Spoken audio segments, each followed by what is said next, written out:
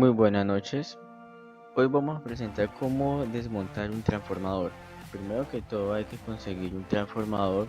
Puede ser de algún tipo de equipo ya que no estemos usando. También podemos encontrarlos en chatarrerías. Este transformador es de 120 voltios de entrada, 110 voltios de entrada con una salida de 12 voltios. Entonces primero procedemos con retirar el recubrimiento metálico que tiene e igual la cinta aislante que tiene alrededor del núcleo.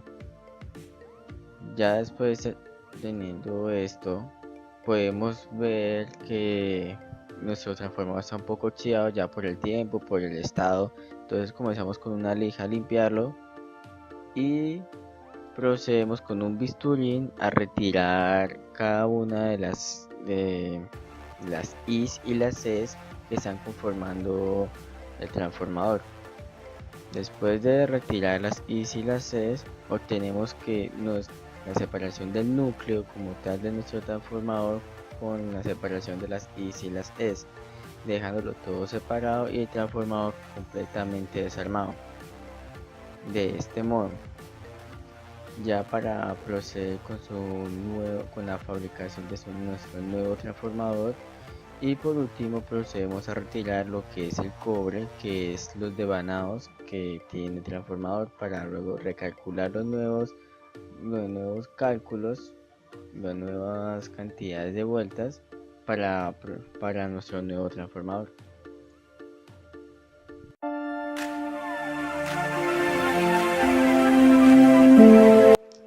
Ahora continuamos con los cálculos empleados para el diseño del transformador. Para llegar a tener todos los parámetros necesarios para la construcción de nuestro transformador, se requiere una serie de pasos. El primer paso es el diseño del núcleo. Para ello primero hallamos la potencia, que es V por I. El voltaje es el que entrega el motor que vamos a utilizar, cuyo voltaje entrega es 1.15 voltios en corriente alterna, y la corriente es de 15 mA. Esto nos da un total de 0,575 voltiamperios. Ahora necesitamos hallar la sección transversal del núcleo. Para ello se emplea la fórmula de raíz de la potencia de RMS por raíz de 2 por 0.9, que es un coeficiente atenuante de potencia. Eso nos da 0,81 aproximadamente centímetros cuadrados. Ahora, para llevarnos una idea de cómo son las chapas o el núcleo que vamos a montar, es más o menos así, en forma de E. Ahora, la distancia C tiene un equivalente de 3,8 centímetros y el grosor de la chapa es de 0,076 centímetros. Ahora, ya teniendo estos datos, vamos a hacer el segundo paso, que es hallar las espiras de cada devanado, del primario y el secundario. Ahora, para hallar las espiras del número de espiras del primario, se emplea la siguiente fórmula, que es el voltaje de entrada sobre 4.44, que es una constante por 60 Hz por 1000, 10.000 por 10 a la menos 8 por Sn. Eso nos da un total de 54 vueltas. Y para el secundario hacemos lo mismo, pero cambiamos el voltaje de salida que requerimos, que es de 50 voltios. En este caso nos da 2313 vueltas. Ahora, teniendo en cuenta de que solo se utiliza una chapa en este caso y que son demasiadas las vueltas, pues decidimos hacer lo siguiente: hallar un nuevo Sn. Obviamente teniendo en cuenta los mismos 3,8 centímetros, que equivale a la distancia de C que acabamos de ver, por 10 por 0,076. Ese 10 es el número de chapas que vamos a poner. Eso nos da un total de 2,888 centímetros cuadrados. Ahora, volvemos a hallar el número de vueltas. Para el primario nos da 15 vueltas y para el secundario, que es 650 vueltas. Ya esto es mucho más factible de que teníamos antes para empezar la construcción de nuestros devanados. El tercer paso es encontrar las corrientes y las longitudes. Bueno, antes que nada hay que ver la relación. La relación es el número de vueltas de entrada del devanado primario sobre el número de vueltas de devanado secundario. La relación es 0,023 aproximadamente, es muy pequeña. Las corrientes es la potencia, que es la misma, sobre el voltaje de entrada para I1 y para I2 será el voltaje de salida. Nos da nuestras respectivas corrientes. El perímetro pues lo hallamos de la siguiente manera, que es la suma de todos los lados. 3,8 más 0,76 más 3,8 más 0,76 nos da un total de 9,12 centímetros. Ya teniendo el perímetro, vamos a hallar la longitud primaria y secundaria, o sea, cuántos metros necesitamos de cable. Sí, para eso empleamos la siguiente fórmula. 15 por el perímetro por 1.1, siendo 15 el número de vueltas del primario. Esto nos da un total de 1,51 metros. Se emplea lo mismo para hallar la longitud del secundario, pero con el número de vueltas pues de dicho devanado. Ahora vamos a ver si la corriente que pues nosotros necesitamos que aguante el cable es acorde a pues, lo que nos están dando. Entonces la corriente en amperios es 0,5 más o menos, y pues bueno, la más cercana es 0,58, por lo tanto necesitamos un cable número AWG, un cable número 24 AWG. Pero si empleamos la sección transversal del conductor para hallar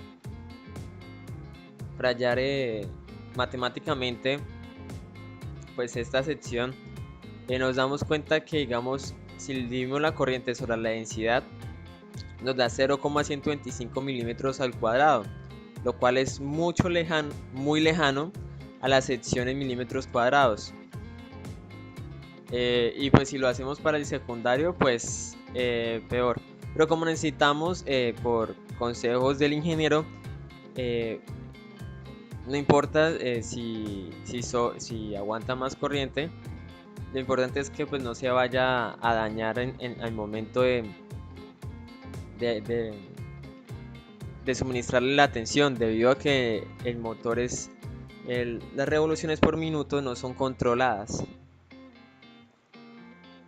Bueno, el cuarto paso es ya pasar esa longitud del cable a metros, porque el cable se compra en kilogramos, bueno, en gramos. Bueno, para eso, hallamos primero el peso del devanado primario, cuánto se necesita, que es 1.51 metros, que es la longitud, por 1,82 gramos sobre metro, que es el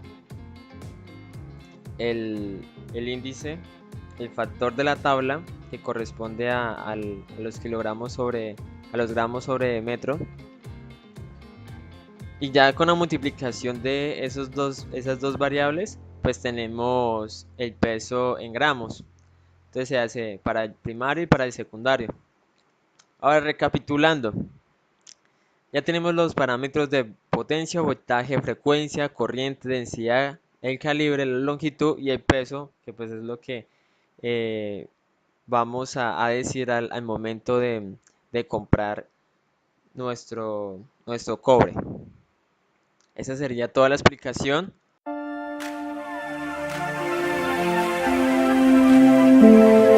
Nuestro transformador desarmado, lo que hicimos fue sacar del transformador viejo, que ya no nos servía, sacar lo que fueron las I's y las C's. Como podemos observar, esas son como láminas que vienen una encima de la otra, y son láminas para evitar lo que son las corrientes de Foucault, que esas corrientes son corrientes parásitas que quedan en el núcleo del transformador, y lo que hace son generar pérdidas en la potencia de nuestro transformador. Ya con las E's que vamos a utilizar en nuestro transformador, que en nuestro caso son 10, Lo primero que vamos a hacer es crear una guía para que se nos facilite lo que es el embobinado de nuestros devanados primario y secundario. Entonces, ya apilando bien nuestras CES, podemos tomar una tarjeta que ya no nos sirva y lo que hacemos es enrollarla en todo lo que es el centro de nuestro núcleo. Esto con el fin de que nos quede algo como esto, que va a ser nuestra guía para poder hacer el embobinado. Esta guía cabe muy bien en lo que es acá en el centro de nuestro núcleo del transformador.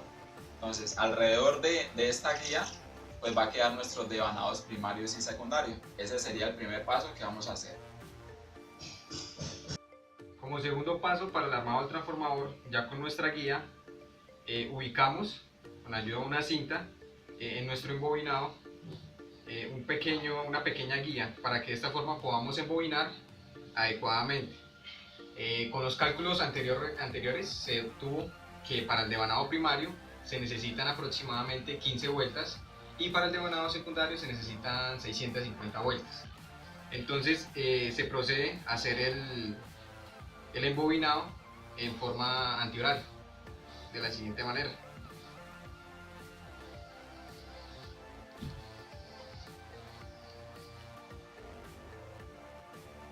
Procurando que quede de una forma fina, por así decirlo, a la hora de embobinar. Como son 15 vueltas apenas, entonces debe quedar lo más pulido posible.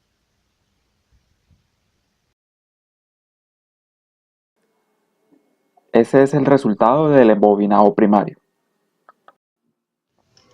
Ahora vamos a realizar el embobinado secundario.